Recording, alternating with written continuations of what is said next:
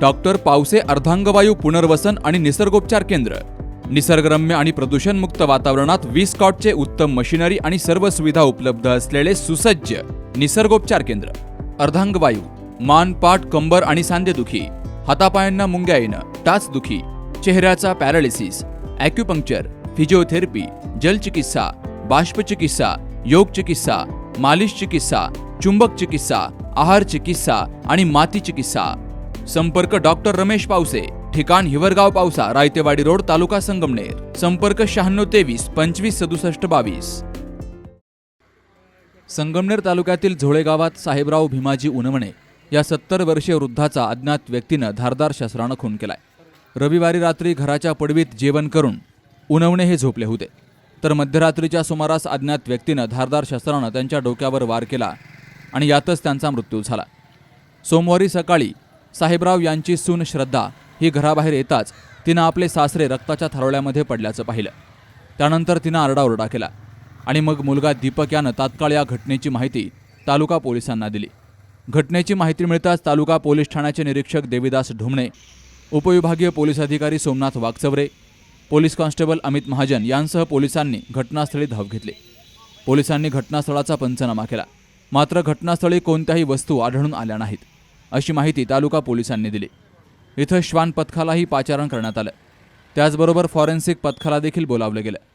या घटनेनंतर झोळे गावात काही काळ तणावाचं वातावरण निर्माण झालं होतं. या घटनेचा पूर्णतः तपास केला जाईल असं आश्वासन डीवायएसपी सोमनाथ वागचवरे यांनी दिलंय.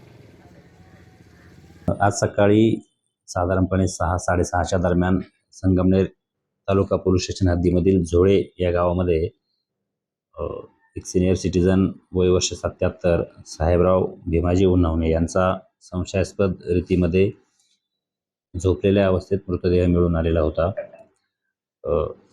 त्या ठिकाणी सर्व पोलीस अधिकाऱ्यांनी भेटी दिल्यानंतर तो एक प्रथमदर्शनी तरी खुनाचा प्रकार आहे असं दिसून येत आहे. त्यावरून संगमनेर तालुका पोलीस स्टेशन या ठिकाणी आपण खुनाचा गुन्हा दाखल करत आहोत.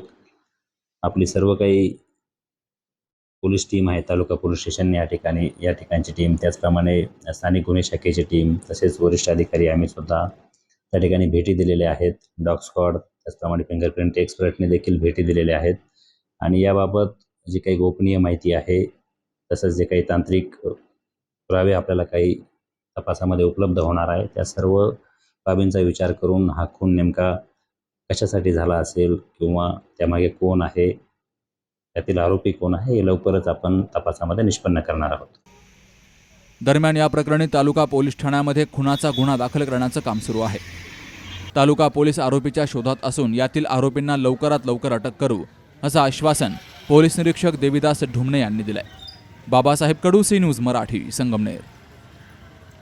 सुनबाई, आजही चहा काल सारखाच बनव. अगं, कोणती नवीन चहापत्ती आणली आहेस का? काय ग, कालच्या चहाचं रहस्य काय आहे? प्रत्येक चांगल्या चहासाठी आवश्यक आहे राजहंस दूध. चहापत्ती तीच, फक्त दूध नवीन. तुम्ही फक्त दूध बदला. राजहंस दूध आणा आणि असा मस्त चहा बनवा.